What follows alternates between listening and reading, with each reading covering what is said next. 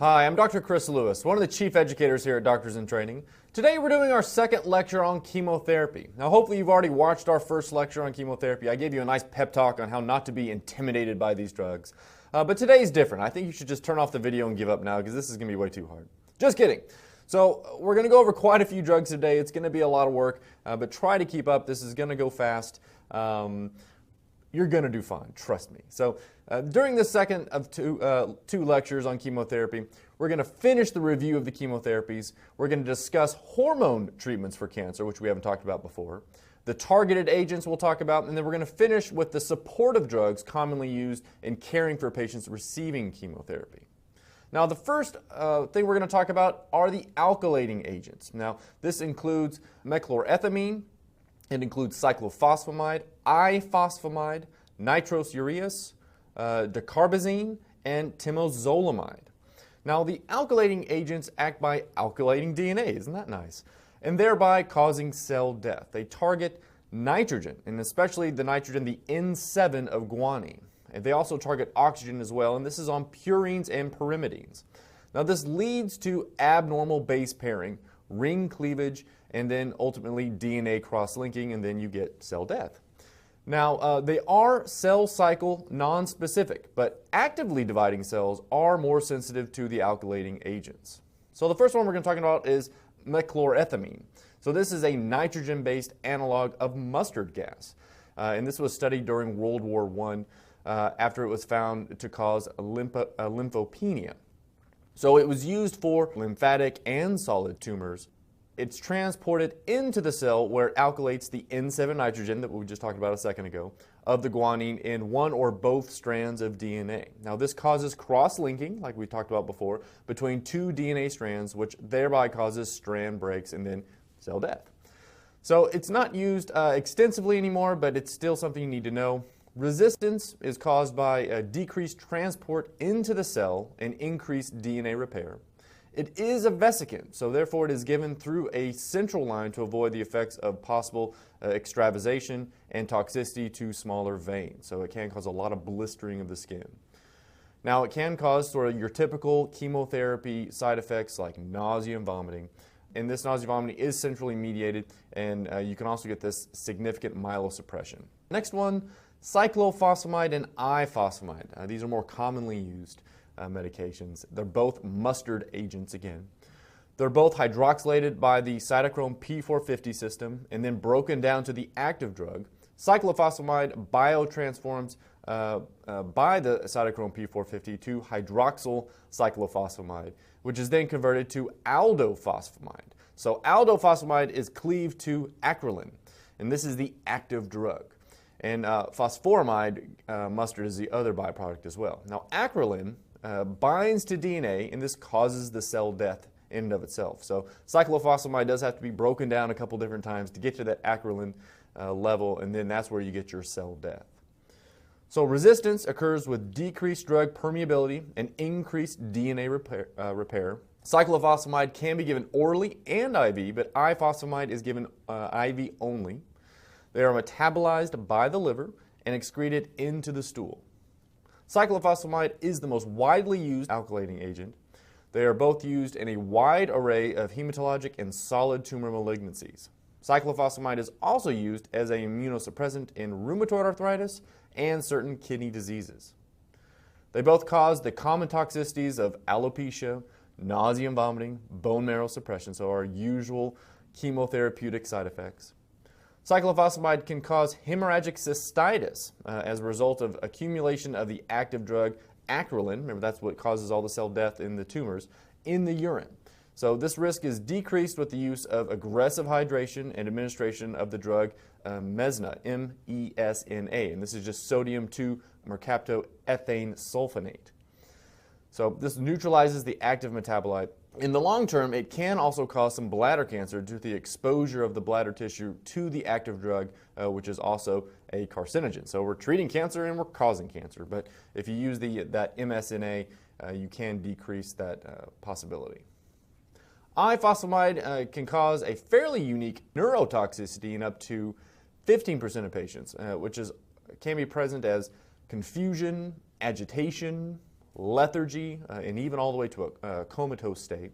The drug should be discontinued, and there has been some success in treating patients with methylene blue. So if you see the neurotoxicity, either stop it. You might try to use the methylene blue, but in general, this is all pretty difficult stuff to figure out. They also can cause amenorrhea, testicular atrophy, aspermia, and sterility, as well as veno-occlusive disease when given in high doses, such as part of a preoperative regimen for a bone marrow transplant. All right, next are the nitrosoureas. So this includes carmustine and lomustine. Now these can cross the blood-brain barrier and therefore are used primarily for CNS malignancies. So if you think of carmustine and lomustine, think of CNS malignancies. Now they cause cell death by inhibiting DNA replication, but they're only effectively cytotoxic against actively dividing cells. So you have to have actively dividing aggressive tumors for this to be really effective. Now, mechanisms of resistance are unclear, but may be from increased DNA repair. Carmustine is given IV, lomustine is given orally. Because they're so lipophilic, they penetrate the CNS readily, which is why they're used for brain tumors, so that makes sense. And they're excreted by the kidneys. Now, they can cause pulmonary fibrosis, kidney failure, and delayed myelosuppression. Another medication that fits closely with the nitrosoureas is streptozocin. So streptozocin is another medication, and it's used in the treatment of insulin-secreting islet cell tumors of the pancreas because it's toxic to beta cells of the islet cells of Langerhans. So remember streptozocin islet cell tumors. All right, our next medication is dacarbazine. Sometimes you'll hear this referred to as DTIC. Now, it's primarily used in the treatment of metastatic melanoma. So when you see melanoma, think of dacarbazine. Now, it can also be used, though, for relapsed Hodgkin's lymphoma and for soft tissue sarcoma. Now, it's metabolized into MTIC, which stands for methyl triazinyl imidazole carboxamide. So that's why we say MTIC, because that's a terrible name for anything. In order to get to this active state, so the MTIC is the active state, the metabolized drug binds to the nucleophilic groups of DNA and methylates the 7 position of guanine. So it's working very similarly to our other medications as well. Now, it can be given IV, and it causes nausea and vomiting and delayed myelosuppression. In addition, it can cause veno-occlusive disease of the liver. So probably the most important things to remember are dacarbazine and metastatic melanoma.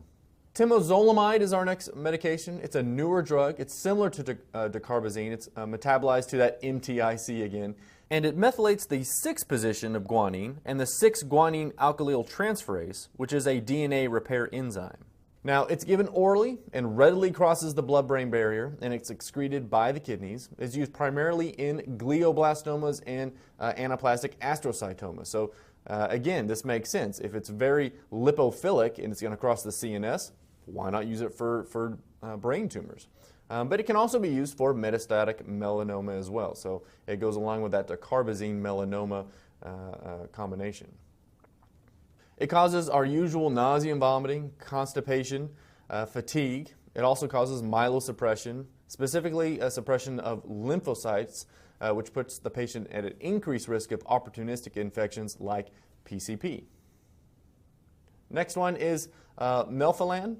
Now, it's a nitrogen mustard derivative used in multiple myeloma. It's given orally for the treatment of myeloma and IV as a preoperative agent for bone marrow transplant in patients with myeloma. Chlorambucil is our next one. It's used in the treatment of CLL and MALT lymphomas. It's given orally. Not a lot more you need to know about that one. Busulfan is another medication.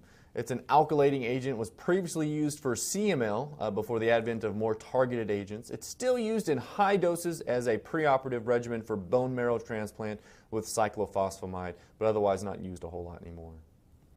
All right, now we're going to switch gears to a whole another category of medications. We're looking at the microtubule inhibitors. So what are microtubules?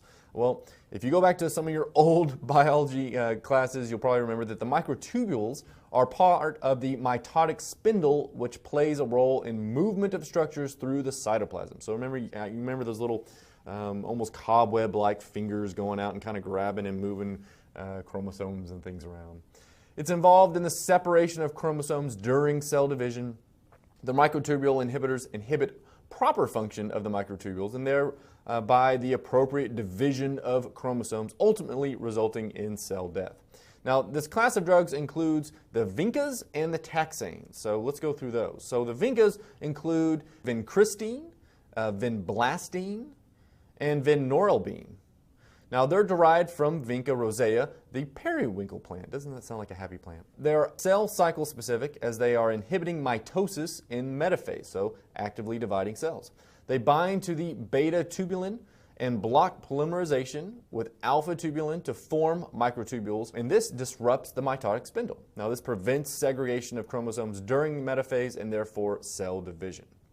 Now, the mechanism of resistance is primarily by efflux of the drug out of the cell and possibly a tubulin changes that decreases the binding of the drug to that tubulin. They're given IV and are metabolized by the cytochrome P450 system of the liver and excreted into the feces. They're used in a variety of diseases. So vinorelbine is used primarily in small cell lung cancer and breast cancer. Vinblastine is used to treat lymphomas and previously was used in testicular cancer. Vincristine is used in several childhood malignancies like Ewing sarcoma and lymphomas. Side effects will include nausea and vomiting, alopecia, myelosuppression. Vinblastine is the most potent myelosuppressant of the three vincas. Vincristine can cause neuropathy, constipation, SIADH. Vincristine and vinblastine are both vesicants as well, so you have to use good veins if you're going to go this route. Probably central line is the best way to go. Drugs that affect the cytochrome P450 system may alter the metabolisms of the vincas as well. Next, we're going to move on to the taxanes. So paclitaxel, docetaxel are our two main medications here, and they are also microtubule inhibitors. Now, paclitaxel is developed from a chemical found in the Pacific U, and docetaxel is formed by substituting one of the side chains of paclitaxel, so it's pretty similar. Now, they're also cell cycle specific, and they're functional in the G2 and the M phases. They bind tubulin and actually promote polymerization, which stabilizes the mitotic spindle in contrast to the vincas. So this overly stable spindle is not functional. So where the other ones just weren't moving anything and they kind of break down, these spindles are super, super rigid. And because they're so rigid, they're not functional. And then you still get poor segregation of the chromosomes and accumulation of microtubules and even cell death again. Resistance is through amplified P-glycoprotein, which is a common resistance that we see in a lot of chemotherapies. And this results in multi-drug resistance, possibly by a change of tubule structure, again affecting the drug binding to the tubule. They're given IV and metabolized by the cytochrome P450 system in the liver and excreted in the feces. They're used frequently in breast, ovarian, and non-small cell lung cancer. So a lot of our major cancers, we're still using these medications. They also will lead to our usual side effects of alopecia, myelosuppression. They can cause a neuropathy. Anaphylaxis is also a problem with these drugs, and therefore most patients are pre-medicated with steroids, diphenhydramine, and H2 blockers. So that's not necessarily unique to this class of medications, but you should probably remember that as well. Docetaxel also causes severe fluid retention and swelling, which is alleviated with steroids as well. All right, we're switching gears again. We're moving on to some steroids. So steroid hormones and antagonists, they're used in hormone-sensitive cancers. So some tumors are affected by hormones. Some tumors will regress following treatment with a hormone, and some tumors are hormone dependent. And when you inhibit that hormone, the tumor will regress. Now, most of the time when you're administering a hormone therapy for a tumor, the expectation is palliation. And now, there are some exceptions in the case of, say, treating a lymphoma with high-dose prednisone, but most of the time we're either inhibiting further growth or using it as prophylaxis for future growth of tumors. Now, you can remove hormonal stimuli from hormone-dependent tumors by a couple of different ways. Now, you can accomplish this by surgery. So an example of this would be performing an orchiotomy for advanced prostate cancer. So you're removing any stimulation from hormones to that prostate cancer. Or you can block that stimulation, which is available in drug forms, say like tamoxifen, which we're going to talk about here in a moment. It blocks estrogen stimulation of breast cancer. So we're removing extra stimulation to make those cancers grow faster. So first, let's talk about prednisone and dexamethasone. Now, these are corticosteroids. They're very commonly used. You'll see them used in the outpatient for all sorts of things, for inflammatory disorders, even into regular oral allergies. Now, they were the first used in lymphomas when patients with Cushing's syndrome were found to have lymphopenia. Now, prednisone is reduced to prednisolone, which binds to an intracellular receptor, resulting in activation of regulating genes. Now, they're used in the treatment of lymphomas, myeloma, and ALL. So, resistances occur with a mutation of the receptor causing decreased affinity of prednisone for the receptor, or a decrease in the quantity of the receptor itself. Prednisone is given orally. Dexamethasone can be given orally or IV. They bind albumin and are transported to the liver, where they undergo hydroxylation. They are excreted by the kidneys, but do not require dose reductions in liver or renal disease, which is nice. Short-term prednisone can cause anxiety, mania, insomnia, hyperglycemia in patients with diabetes, obviously, and gastric ulcers. Long-term use can cause infection, cataracts, osteoporosis. If they didn't have diabetes before, you might be giving them diabetes with long-term use, and adrenal insufficiency. So long-term use of steroids can be very tricky. Remember, you always have to taper your steroid regimen down, otherwise they're going to have some major problems.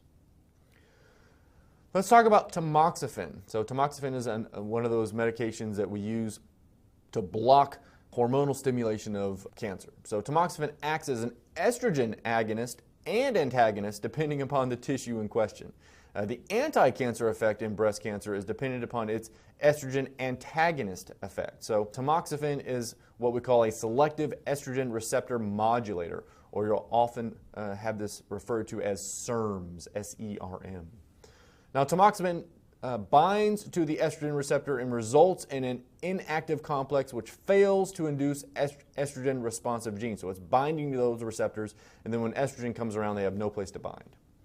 Resistance occurs with decreased receptor binding. It's given orally and is metabolized by the liver and excreted in the stool. Now, it's used in the treatment of metastatic and localized breast cancers that have the estrogen receptor, as well as for primary prophylaxis in women who are at high risk for developing breast cancer. So it doesn't work on every breast cancer. No, these breast cancers have to have that receptor for estrogen for this to be a worthwhile experience. So you have to have the receptor in order to block that receptor in order to prevent that estrogen from stimulating the tumor. The standard treatment duration is 5 years, and this is when it's given for prophylaxis or adjuvant treatment. Side effects include nausea, hot flashes. So why would we think about hot flashes? Well, imagine you're blocking estrogen receptors, so you're sort of inducing maybe a little bit of something similar to menopause. And this is obviously the anti-estrogenic properties of tamoxifen.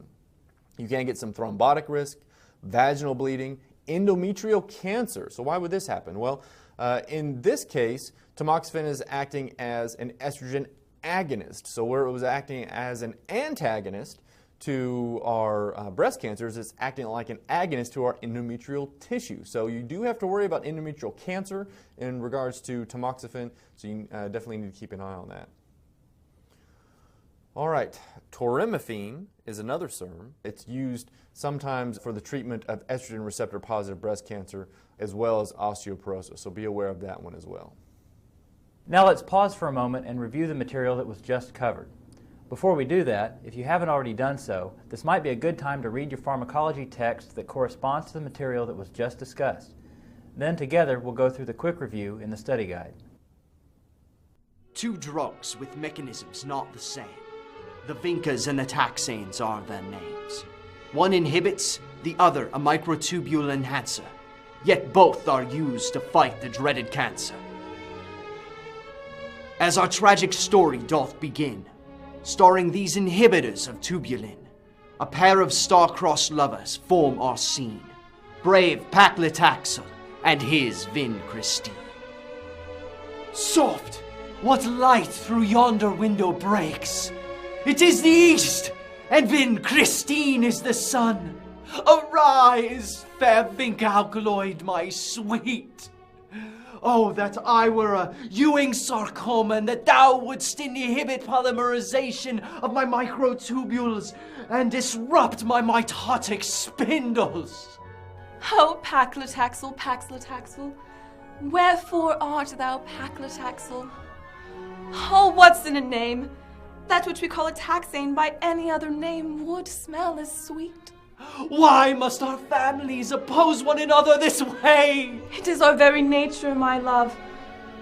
We Vincas inhibit cell division by inhibiting microtubules, while you taxanes stabilize microtubules. Yes, but the end result is the same. Oh, why must this keep us apart? Besides, you taxanes cause me such devastating hypersensitivity reactions. Premedicate! Premedicate, my queen! With a steroid and an antihistamine! Ronnie, this isn't working. No, you're doing great! This show must go on! This is a terrible way to study. I don't have time for these stupid role-playing games of yours. Can't believe I put on a corset for this.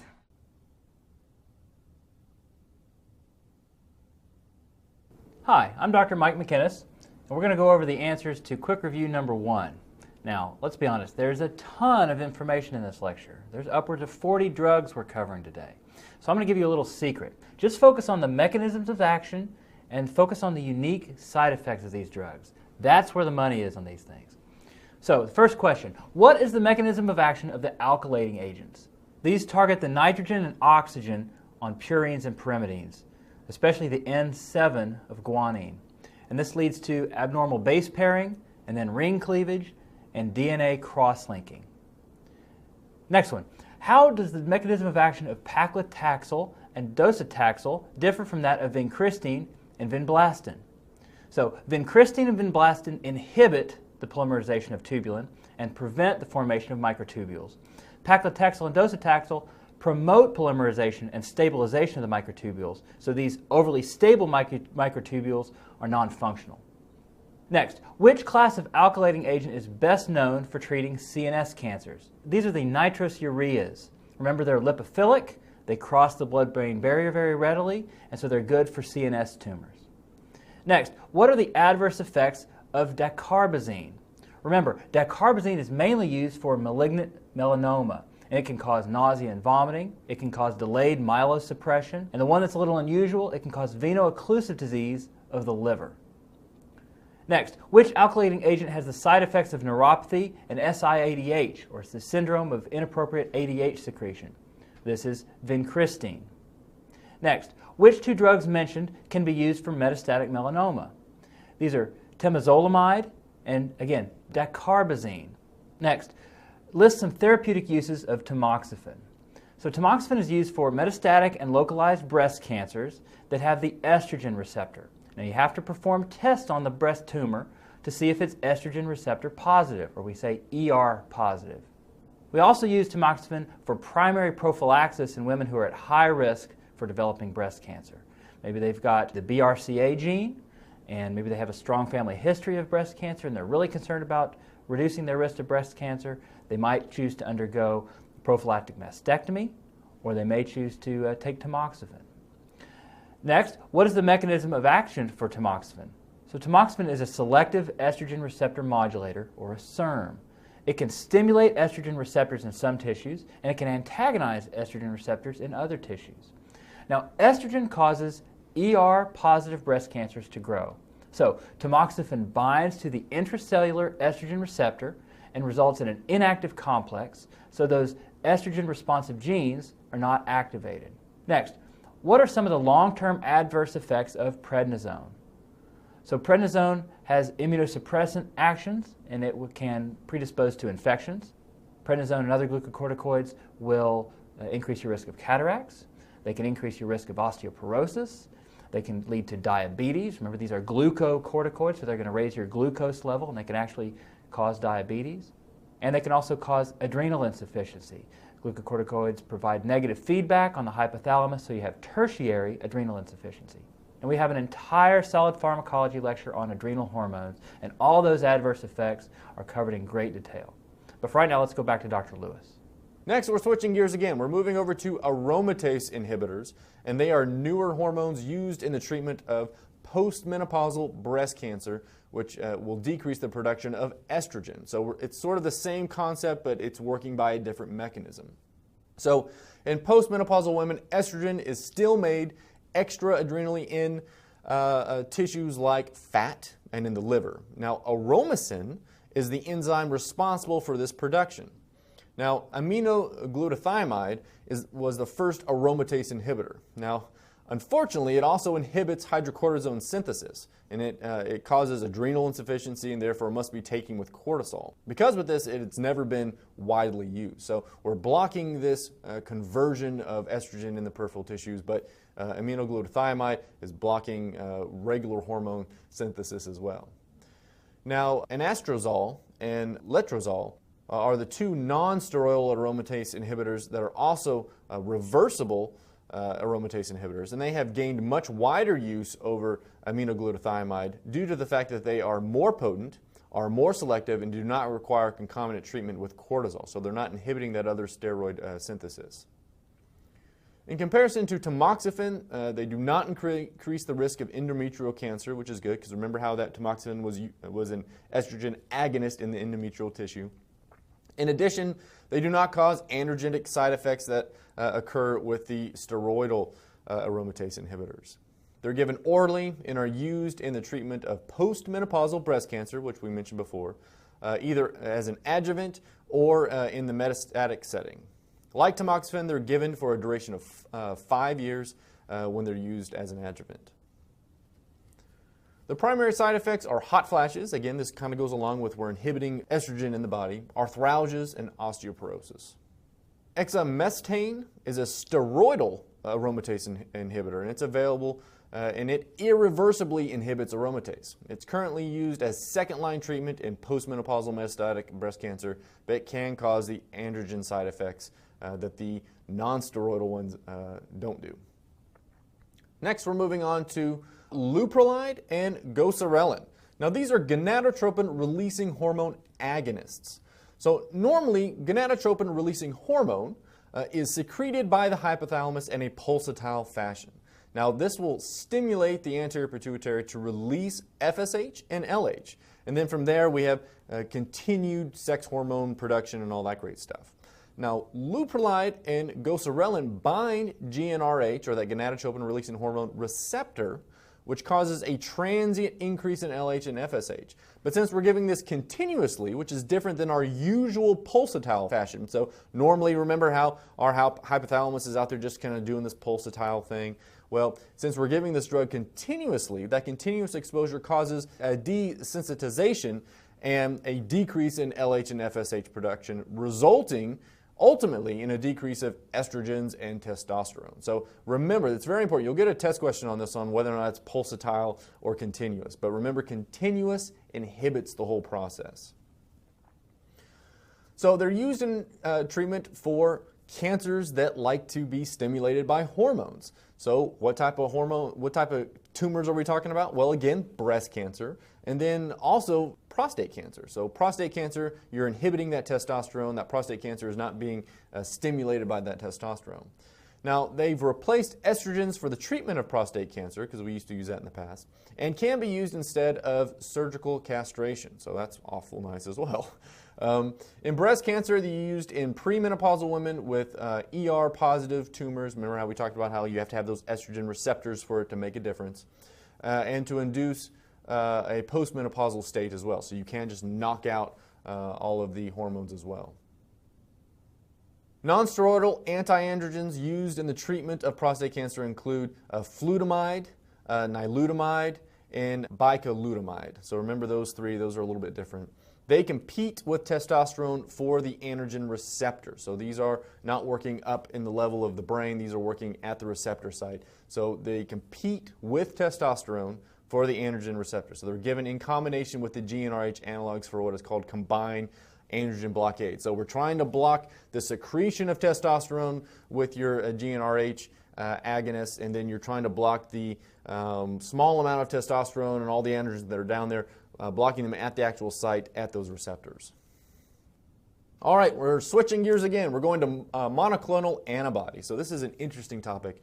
They're a very new class of drugs, and they're targeted to the specific malignant cells of a cancer. So how is this different? So, a lot of times when we're doing cancer, we're trying to kill just rapidly dividing cells because cancer is a rapidly dividing cell most of the time. So if we kill all the rapidly dividing cells, then we get cancer, but we also get a lot of other normal cells as well. And that's why we get our alopecia, that's why we get our GI distress and all that stuff.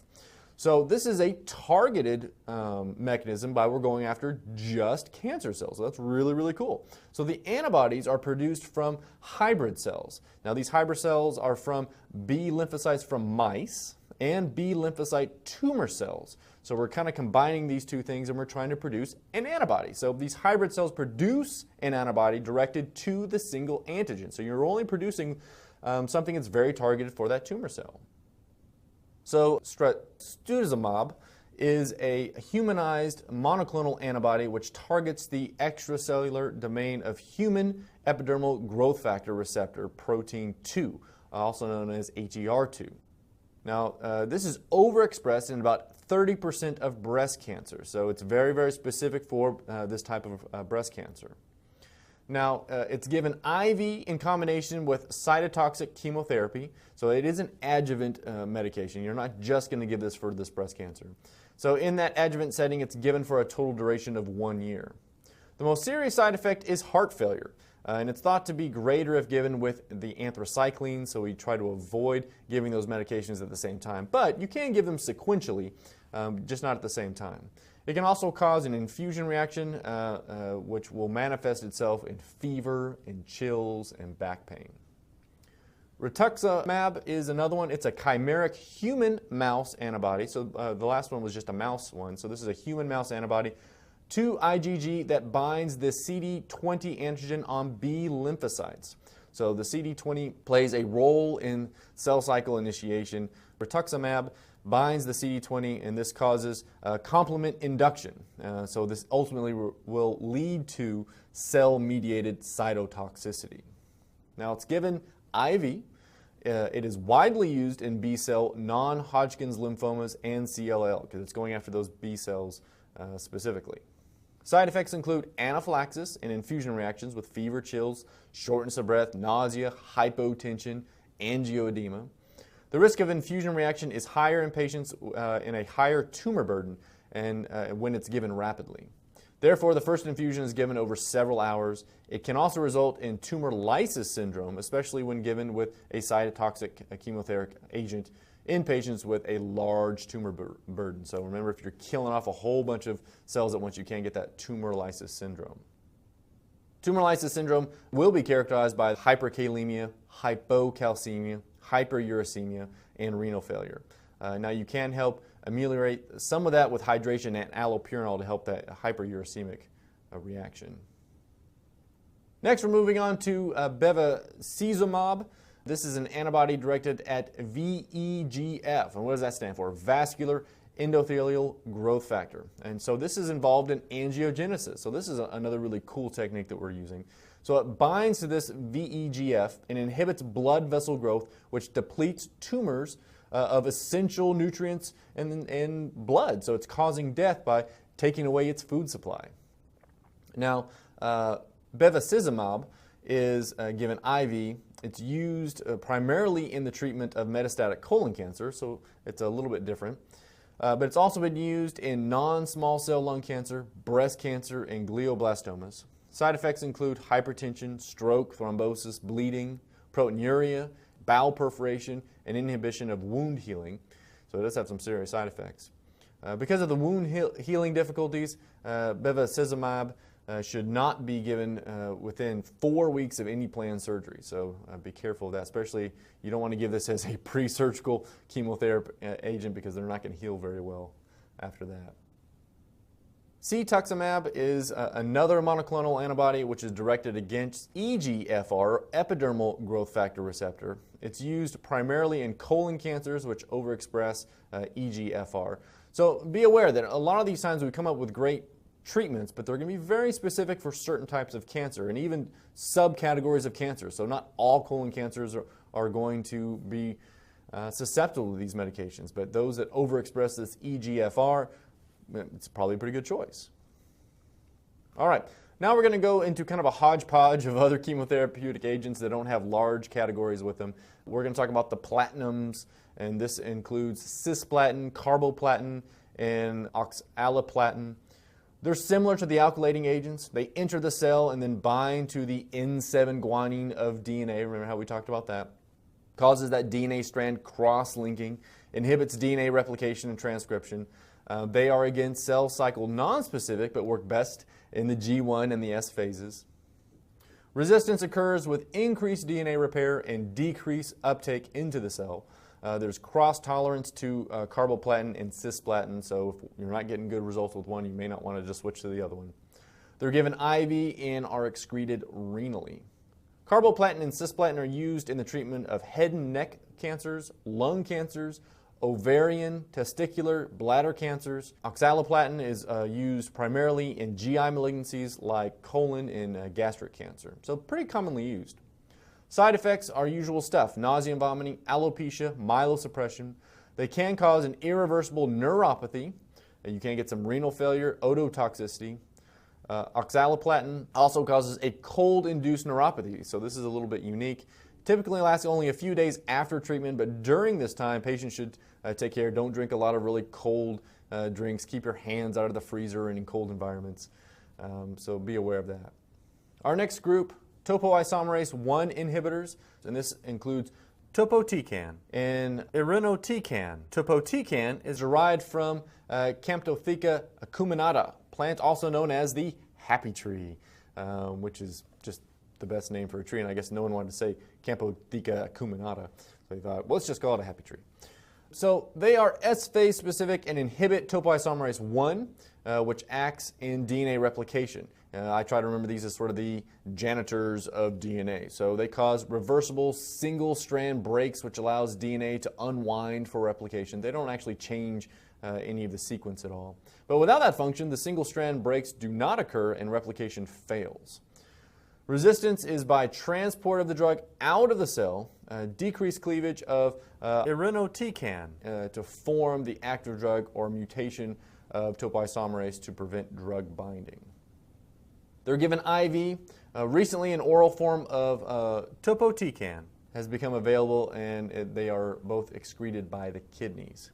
Topotecan is given for second-line treatment of ovarian and small cell cancers. Irinotecan is used in metastatic colon cancer. These aren't widely used.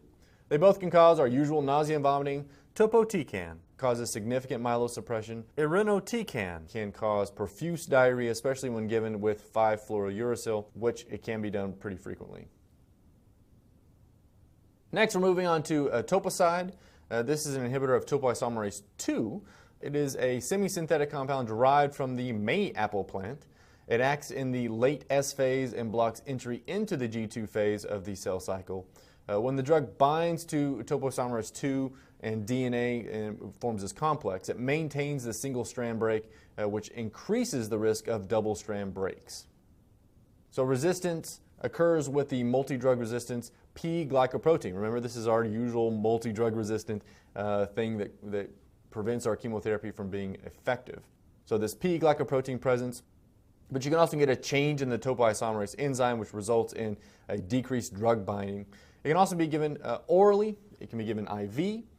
But it's given to treat lung cancers, AML, and testicular cancers. It causes alopecia, nausea and vomiting as usual, and myelosuppression. Next, we're moving on to imatinib. This is one of the first truly targeted agents, and it was developed specifically to treat CML. So the Philadelphia chromosome, as you remember from previous classes in CML, is a result of translocation between chromosomes 9 and 22 at the BCR and ABL genes. Now, this results in an active tyrosine kinase, which causes unchecked proliferation. So imatinib is a tyrosine kinase inhibitor and decreases the proliferation that results from the Philadelphia chromosome translocation. Resistance is by that BCR-ABL overexpression or excretion of the drug from the cell. It's given orally. It can cause our usual myelosuppression, nausea, vomiting, but also causes fluid retention. Since the development of imatinib, there have been two other similar medications that have gone into development. Nilotinib and dasatinib are both medications. They're pretty similar to the original imatinib. They're also used in the treatment of GI stromal tumors, which expresses other tyrosine kinases. So try to remember tyrosine kinases being sort of overactive in these situations, and these medications help block that. Gefitinib and erlotinib are epidermal growth factor receptor inhibitors. They're used for non-small cell lung and pancreatic cancers. They are orally taken and metabolized by the liver, excreted in the feces. They cause an acneiform rash, which may predict the response in diarrhea. Effectiveness is decreased in patients who continue to smoke. Next, we're going to talk about procarbazine. It's used in the treatment of Hodgkin's lymphoma. It's oxidized to its active drug and causes chromosome breaks, which inhibits DNA, RNA, and protein synthesis. It's given orally and excreted by the kidneys. It causes nausea, vomiting, myelosuppression, same old stuff.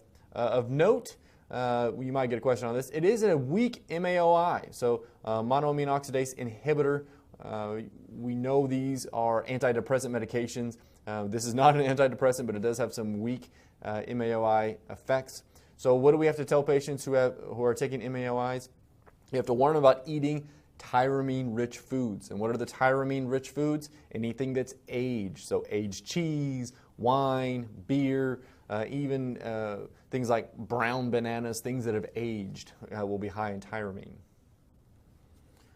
All right, next we're going to move on to L-asparginase. So this causes deamination of asparagine to aspartic acid and ammonia. So asparagine is an amino acid which is not synthesized by some tumors. So by depleting this, these tumors are going to be lacking a necessary product to help grow. So it's used in ALL. It's given IV. It can cause some fever and chills, nausea and vomiting after infusion. Other side effects include decrease in clotting factors, natural anticoagulants, which can cause bleeding or thrombosis. It can also cause pancreatitis and neurologic side effects. So remember, it's easy. L-asparginase is going to decrease asparagine in the tumor cells. Interferons. So in the past, we've used interferons to treat things like melanoma, Kaposi sarcoma, hairy cell leukemia. However, due to their significant side effects and development of newer, more effective drugs, they're being used less and less. You still might get a question on it, so know that interferons have been used in the past for melanoma. Kaposi sarcoma is a good question as well. When they are given, they're given intramuscularly or subcutaneously. They can cause some flu-like symptoms. The mechanism of action is unclear on how it really affects tumor cells. Next is bortezomib. It's used in multiple myeloma. It inhibits proteasome signaling pathways, which is necessary for proliferation.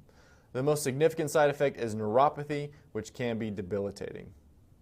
Not a real high yield one, though. Finally, we're going to talk about a few supportive drugs. You know, chemotherapy is pretty rough on the body. There's a few things that we use to help protect the body from some of the harmful side effects of chemotherapeutic agents.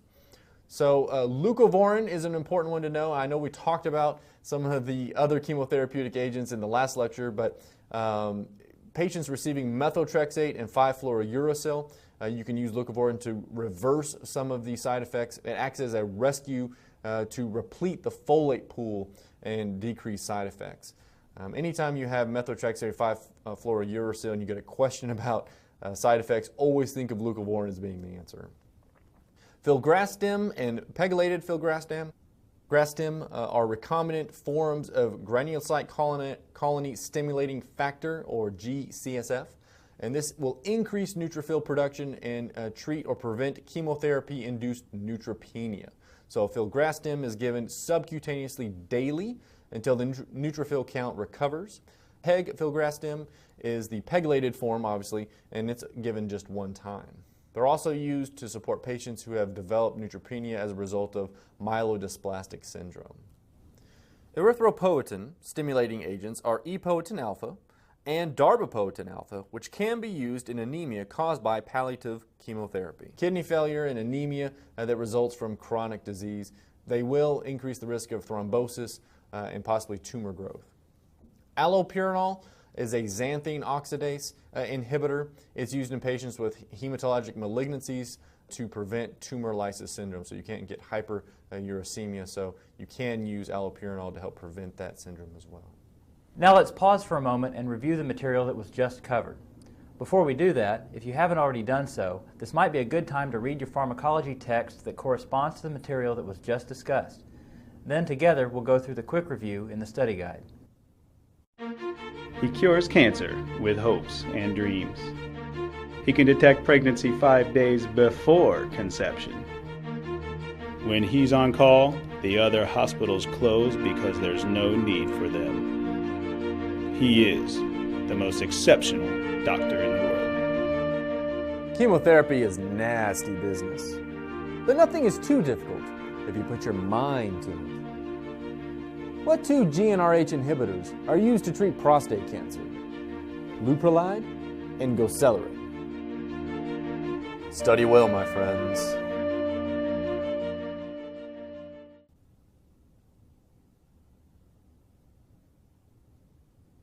All right, it's time for quick review number 2. So just relax for a minute. Let's be honest with ourselves. This is kind of a whip. There's so many drugs and so many different kinds of malignancies. Kind of makes your head spin, doesn't it? Just take a deep breath. It'll be okay. Let's go through this together. First question. In order for a GnRH agonist like leuprolide to be an effective treatment for prostate cancer, how should it be administered? So normally the body releases GnRH, or gonadotropin-releasing hormone, in a pulsatile fashion. It just does these little pulses all the time. And this causes release of LH, or luteinizing hormone, which in turn tells the testes to produce testosterone. Well, testosterone will make prostate cancers grow, just like we said estrogen can make ER-positive breast cancers grow. So we need to shut down testosterone production. So instead of giving that GnRH in a pulsatile fashion, we give leuprolide in a continuous fashion. And this is going to inhibit the release of LH and FSH and lead to lower levels of testosterone. Next question. Which monoclonal antibody is directed against epidermal growth factor receptor, or EGFR? This is cetuximab. Remember all those MAB drugs. The MAB stands for monoclonal antibody. So any drug that ends with MAB is going to be a monoclonal antibody. Next, which platinum drug can cause cold-induced neuropathy? Now that's an unusual side effect to remember. When you hear cold-induced neuropathy, think oxaliplatin. Next, which drugs inhibit topoisomerase 1 and which ones inhibit topoisomerase 2? Well, irinotecan and topotecan will inhibit topoisomerase 1, and etoposide will inhibit topoisomerase 2. Next, what are two major advantages of the monoclonal antibodies? Well, instead of affecting all replicating tissues like the GI mucosa and hair follicles and bone marrow, the monoclonal antibodies are directed at specific cellular targets. And often, because of this, they have fewer adverse effects. Next, if trastuzumab is given with an anthracycline, what serious adverse reaction is more likely? Remember, this drug can cause congestive heart failure. Next, a patient undergoing chemotherapy is having progressively worsening neutropenia. What can you give this patient to help this problem? The answer is filgrastim or pegfilgrastim. That's polyethylene glycol associated with filgrastim, or pegylated filgrastim. Filgrastim is a granulocyte colony stimulating factor, or GCSF. The grastim in the name can remind you of granulocyte stimulating, grastim. So if you need more neutrophils or more granulocytes, you can give filgrastim. Next, bevacizumab is a monoclonal antibody called an anti-angiogenesis agent. How does it work? Well, it inhibits endothelial growth factor from stimulating the formation of new blood vessels. Without new blood vessels, tumors can't grow. So that's the end of this quick review. Now I want you to pause the video and answer the questions to your end-of-session quiz. This end-of-session quiz is going to focus on the mechanisms of actions of these drugs and unique side effects. But remember, those are the key things to remember. Once you've completed all those answers, restart the video and we'll go through them together. Okay, let's go through the answers to the end-of-session quiz. First question, match the drug with the adverse reaction. So the first one is cyclophosphamide. Unusual, kind of unique adverse reaction to cyclophosphamide is hemorrhagic cystitis. The next one, vincristine, we can see phlebitis. With tamoxifen, remember this is an an estrogen receptor modulator, so it can cause hot flashes. You're sort of inducing a low-grade form of menopause. And trastuzumab can cause congestive heart failure, especially when used with anthracyclines. Next, leuprolide decreases the serum concentrations of what two hormones secreted by the pituitary? So remember, leuprolide is that GnRH agonist. It's going to be given in a continuous fashion, and you're going to inhibit release of the pituitary hormones FSH, follicle-stimulating hormone, and LH, or luteinizing hormone. And then downstream, you're going to get reductions in testosterone. Next, match the drug with its mechanism of action. So cyclophosphamide. This drug is metabolized to phosphoramide mustard and acrolein, which causes DNA breakdown. It's acrolein that's the active compound. Remember, cyclophosphamide is a prodrug. It has to be metabolized to these active drugs to be effective. Next, vinblastine. Remember, we had the vincas and the taxanes, and they both act on microtubules in different ways. So vinblastine is a microtubule inhibitor which disrupts the mitotic spindle. The next one is topotecan.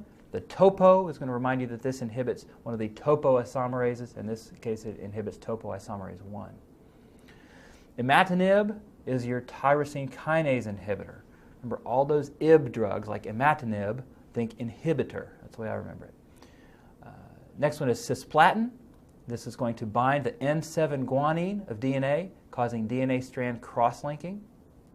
And then rituximab. Remember, that's a mAb, that's a monoclonal antibody. It's going to bind to CD20 and cause complement induction, which leads to cell-mediated cytotoxicity. Next, an increased risk of thromboembolism and the potential to develop endometrial cancer is associated with what drug? So endometrial cancer, an increased risk of endometrial cancer should make you think about estrogens. So this is one of the SERMs. This is tamoxifen. Next, which two drugs discussed in this lecture can be used to treat rheumatoid arthritis as well as malignancies? So several of these drugs are really just used for cancers, but some of these have other uses. The two we're talking about here that can be used for rheumatoid arthritis are cyclophosphamide and also prednisone, and other glucocorticoids are often used as anti-inflammatories for rheumatoid arthritis and other inflammatory arthritis conditions. Next, both alkylating agents and platinum agents bind to what, inhibiting cell replication? Well, again, this is the N7 guanine on DNA. Next, what chemotherapeutic agent is used to treat insulinomas? So an insulinoma is an insulin-secreting islet cell tumor of the pancreas, which can be treated with streptozicin. Next, aromatase inhibitors are used primarily for the treatment of what cancer? Remember, aromatase is the enzyme that completes the synthesis of estrogen. So we use aromatase inhibitors in treating postmenopausal breast cancers. Next, what agent would you use to help a patient recover from chemotherapy-induced neutropenia? What do we need to do? We need to stimulate some granulocyte colonies. So we're going to use that granulocyte stimulating factor, filgrastim, or pegfilgrastim. And the last one, you're treating a Burkitt's lymphoma patient with rituximab, and he develops tumor lysis syndrome. What drug can you give to help manage the resulting hyperuricemia? So the tumor cells start dying, and they start lysing, and they release all their cell contents into the circulation. This includes a lot of potassium, a lot of phosphates, nucleic acids. So you can get hyperkalemia, you can get hyperphosphatemia, and catabolism of the nucleic acids to uric acid will lead to hyperuricemia. And this uric acid can precipitate in the renal tubules and lead to renal failure. So you want to hydrate this patient with IV fluids, and you can give the drug allopurinol, which is going to inhibit conversion of xanthines to uric acid. So it'll prevent that hyperuricemia. Now, allopurinol is usually used for gout, and it's covered in more detail in the lecture on anti-inflammatory drugs, Part 2, which covers gout drugs. I'm starting to sound like a used car salesman, but that's the end of the end of session quiz, and that's the end of the lecture on Antineoplastics, Part 2. Good luck studying.